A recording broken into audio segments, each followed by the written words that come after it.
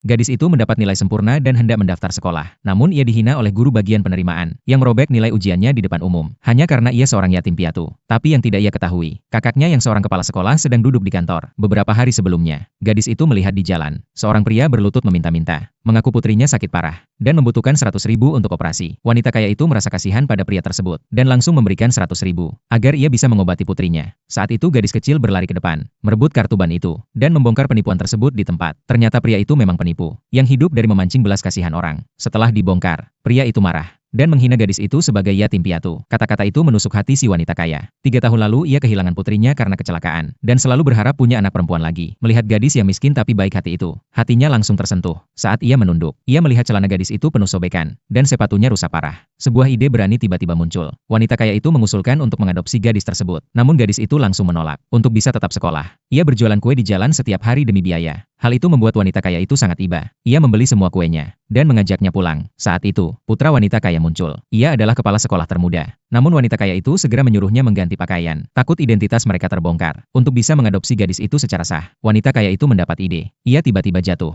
berpura-pura hampir pingsan karena sakit. Ia memegang tangan gadis itu dan berkata umurnya tidak panjang, dan ingin punya seorang putri di sisinya di sisa hidupnya. Gadis itu panik, dan tanpa ragu, setuju menjadi putrinya, dan menandatangani surat adopsi. Namun setelah semua selesai, ia baru sadar wanita kaya itu tidak sakit, dan ternyata ia diculik oleh keluarga kaya. Kepala sekolah itu mengeluh pada ibunya. Namun ketika melihat adik barunya yang baik hati, ia mengajak gadis itu membeli pakaian baru, dan menyemangatinya untuk mendaftar dengan nilai sempurna itu. Namun takdir mempermainkannya. Di depan bagian penerimaan, ia bertemu gadis licik, dan ayahnya adalah guru di bagian itu. Melihat gadis yang dulu berpakaian lusuh kini tampak cantik dan anggun, gadis licik itu dipenuhi rasa iri. Ia menuduh gadis itu disponsori pria, dan merebut nilai ujiannya lalu merobeknya. Saat itu ayah si gadis licik keluar, dan langsung membela putrinya. Menuduh gadis itu merobek nilainya sendiri, dan mengejeknya sebagai yatim piatu yang tidak mampu bayar sekolah. Ia menyuruh gadis itu kembali ke desa untuk bertani, dan mengusirnya dari sekolah. Sementara itu di kantor, kepala sekolah sedang meninjau daftar siswa baru. Ketika ia menemukan bahwa peraih nilai tertinggi dinyatakan tidak diterima, seorang rekan menjelaskan bahwa siswa itu berasal dari desa, dan merobek nilainya sendiri, serta diusir guru dari bagian penerimaan. Wajah kepala sekolah langsung berubah gelap, dan ia memutuskan melihat sendiri siswa bermasalah itu. Saat ia membuka pintu, yang dilihatnya adalah adik yang baru saja diadopsi.